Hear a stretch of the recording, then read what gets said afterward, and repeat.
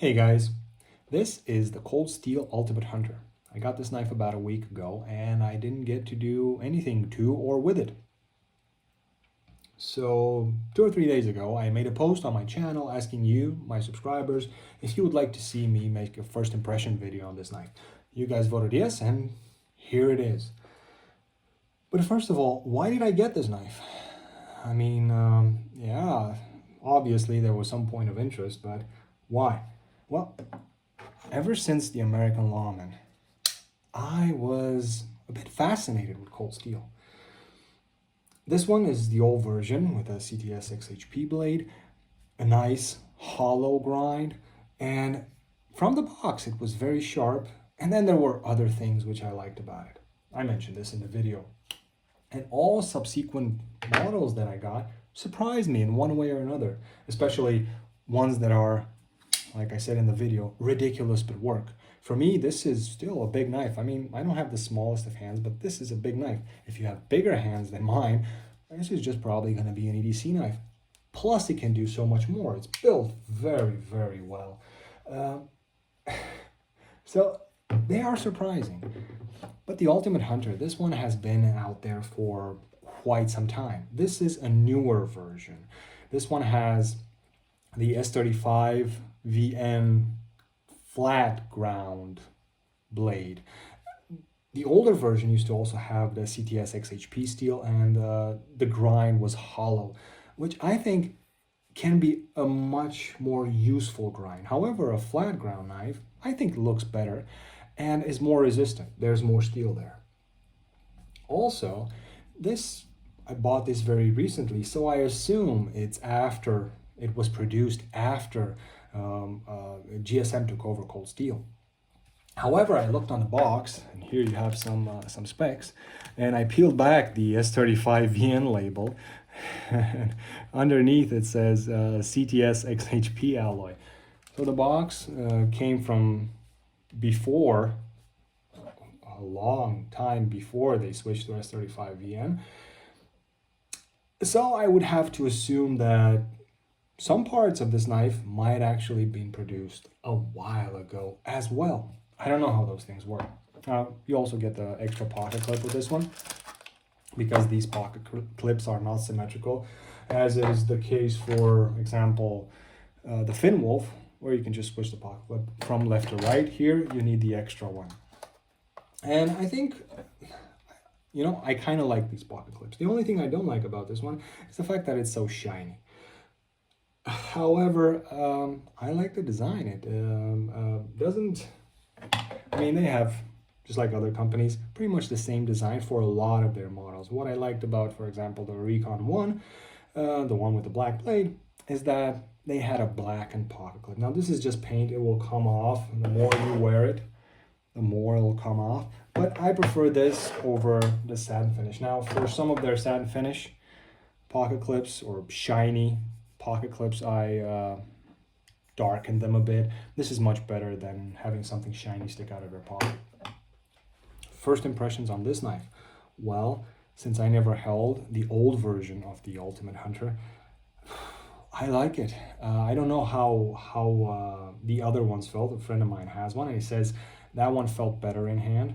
But for me, this one feels very good in hand. Now, I haven't actually worked with this knife, but just from cutting a few pieces of paper, holding it in various grips, yeah, it feels very good in hand. Now, for my hand, I would say this is kind of a perfect fit. You see, this guard, I sit my hand right here, and I have a little space left, but just enough.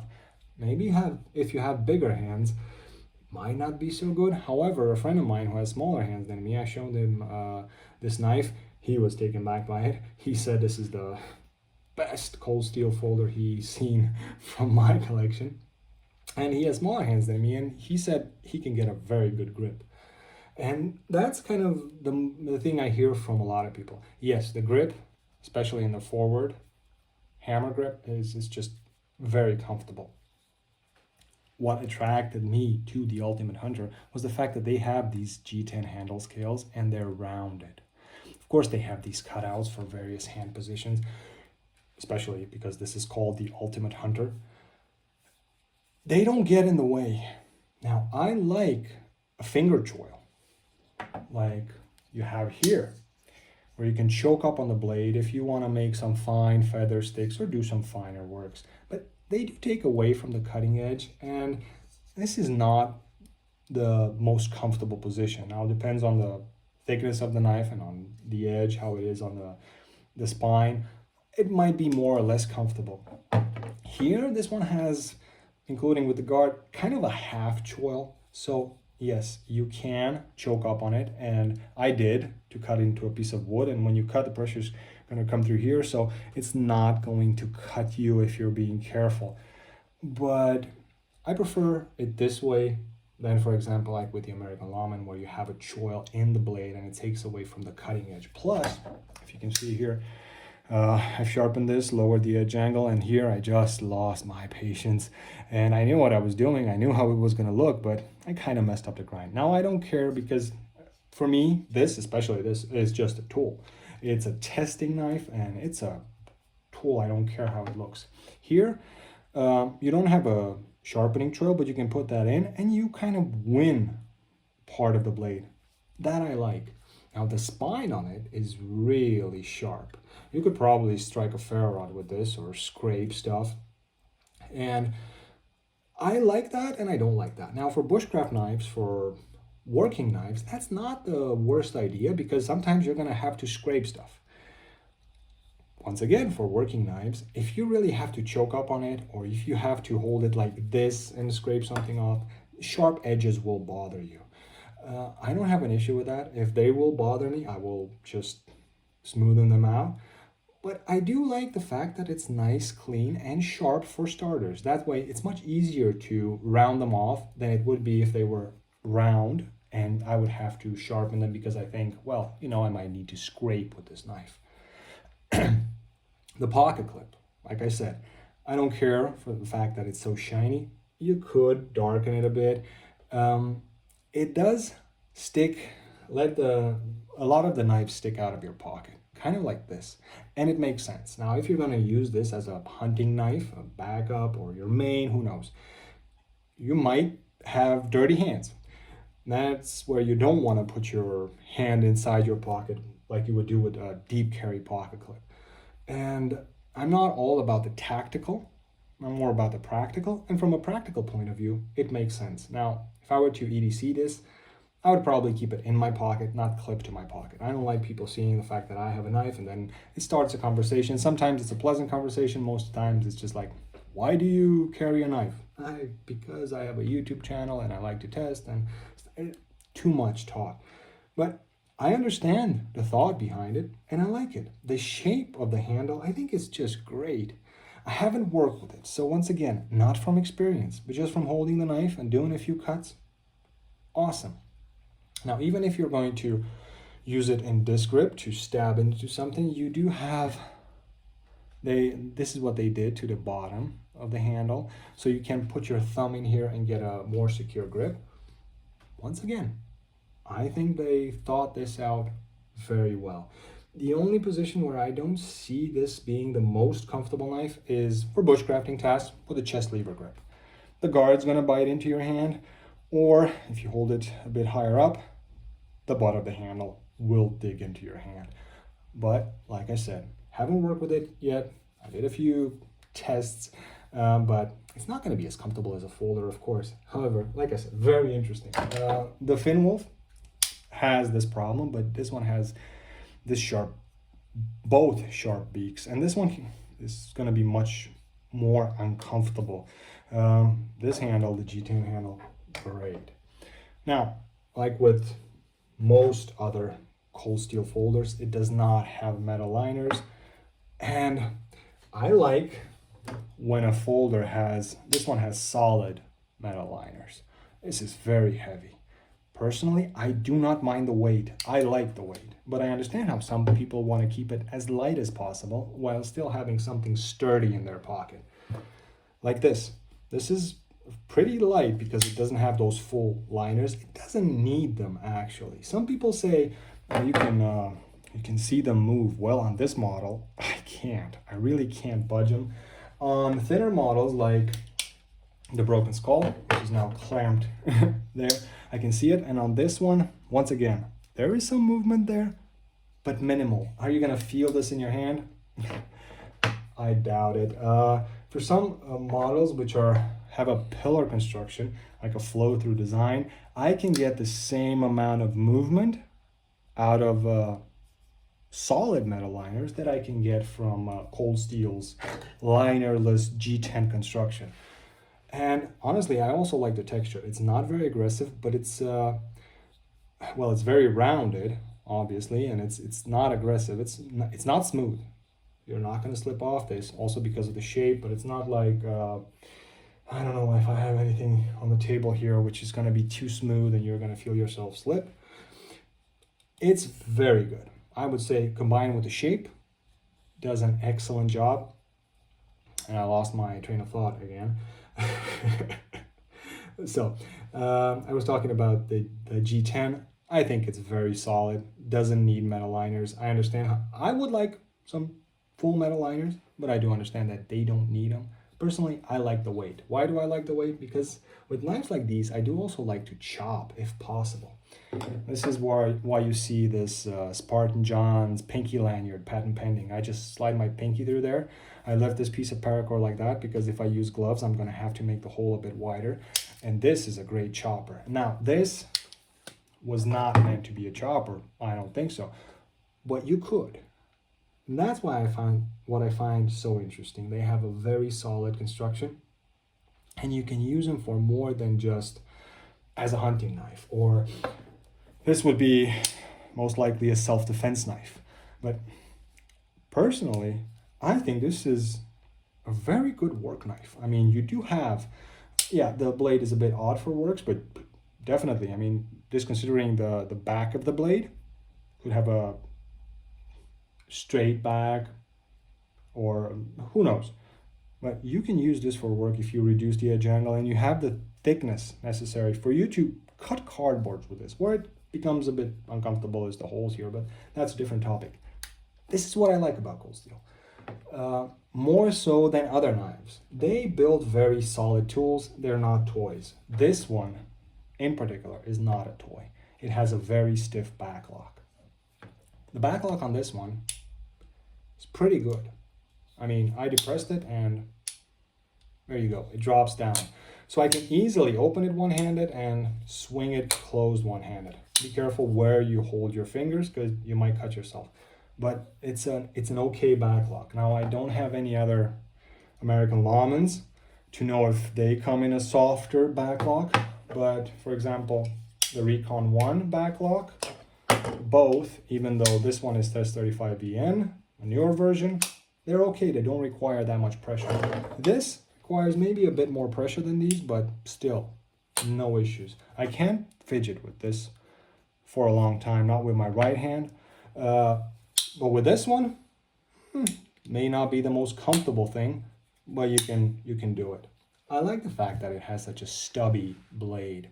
This tells me it's very resistant. Now, knowing they have a triad lock, I know I can probably baton this knife if I need to. Do you need to baton a folder? No, not really. But for test purposes, I always like to do stuff like that.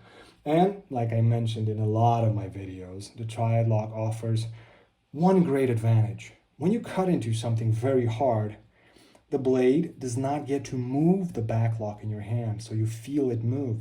No, because it's stopped by this pin. That, in addition to the extra safety measures, you do have some peace, or I do have some peace of mind with Cold Steel's triad lock, and especially with this one. I know there is no way I can disengage this by accident in, doesn't matter what grip I hold it. By accident, I don't think I can do it. Now, in just playing with this and squeezing it in various positions, I kind of noticed that I do depress the lock a bit. There's a bit of lock stick. It's still a brand new knife, but I do notice that in my hand sometimes I feel it. I can't tell you if that's going to be an issue because, like I said, I didn't work with it. This is S35VN. I mentioned that in the beginning. The old version was CTS XHP. And a lot of people also commented on my videos, yeah, cold steel CTS XHP was a great steel. They gave up on it. Maybe it was cost. I know for a fact, I mean, not for a fact, but I'm like 99% sure they gave up on the hollow grind, because a well-made hollow grind is much harder to do than a simple flat grind. And hollow grinds can be very useful. I like them. I have them on some knives, like this one, and I kind of like it. Dropping the edge angle down, this is about 12 degrees per side. It's very thin near the edge, and this is a great working knife. Now, even though it is so slim, this one has the girth, it has the width, sits very well in hand. If I were to reduce the edge angle more, it's gonna be even, and I probably will. However, let's talk edge angles and edge thicknesses, because that's interesting. I said this is a stubby blade. It's, I think, 3.2 millimeters thick. What's that in inches? Blade thickness, 3.5 millimeters. It doesn't say that in inches for you guys, but yeah, it's a thick blade. It's short and stubby. So I kind of assumed it's going to have a large edge angle, and it's going to be rather thick behind the edge. And I was actually surprised. This is about as thick behind the edge as standard Endura, which everybody says it's a great slicer. And the edge angles, well, they're not symmetrical. That is a downside. I really like symmetrical grinds, symmetrical edge angles. They don't affect the performance of a knife that much, but you know, some people care about centered blades. This one appears to be centered. I don't care that much about a centered blade. I care for the fact that it shouldn't have side-to-side blade play. This one doesn't. Still have a decent action and a symmetrical grind. The edge angle I can fix. But as it stands, this side, the edge angle is at about 15 degrees per side, which is very low. That's actually not very low, but it's low. That's actually a good working edge angle. But on this side, it's 22. In total, 37. That's a smaller edge angle than I got on my standard VG10 Endura, on my standard ZDP 189 Endura. So even though this is a thicker, more robust knife, math, not tests, math tells us this is going to be a better slicer. I am going to reduce the edge angle probably to 15 degrees per side. And you see the blade width here, it's going to stay like that. But this one, which they're now about equal, this one's going to get a bit wider. And it's going to look a bit funny. That's just a pet peeve of mine. Some people don't mind that. Like, I don't mind if it's off-centered. Some people don't mind if they have a bit of blade play. I don't like blade play, mainly because I strop it. And when I strop it, I hear that click, click, click. So now, like I said, I did strop the knife. And what impressed me with these knives was the fact that as they came out of the box, they were shaving sharp and they would slice paper really well. It was that factory finish edge. And it was the best from what I ever got. Spyderco, Benchmade, Zero Tolerance, whatever I got, cold steel was better. Now, concerning this one, it was sliced paper, it wouldn't shave. I did strop it, I just dropped it. And now it still slices paper cleanly. There are no chips in the edge. And you can see missing hair from here. If I push a bit harder, I'm taking off some hair, but it's not going to be that shaving. Now, let me just push a bit harder. See, there, I took off the hair. But that's not the point. If it shaves, then it should do something like this. Okay, this has been sharpened. Just take it off immediately. So that was it. Does that tell you anything about the recent quality of cold steel? Maybe. It doesn't have to be. This could be a knife which has old parts, and that's it. And we'll see what GSM made out of cold steel in the future. But so far, for all the other models, I was very happy. So this was my first impressions on the cold steel Ultimate Hunter. I can't back this up with tests. but in the near future, I will. Thanks for watching. If you have any questions or comments about it, leave them down in the comment section. Check the description if you want to support the channel. Hope you liked the video, and as always, I wish you all a great day.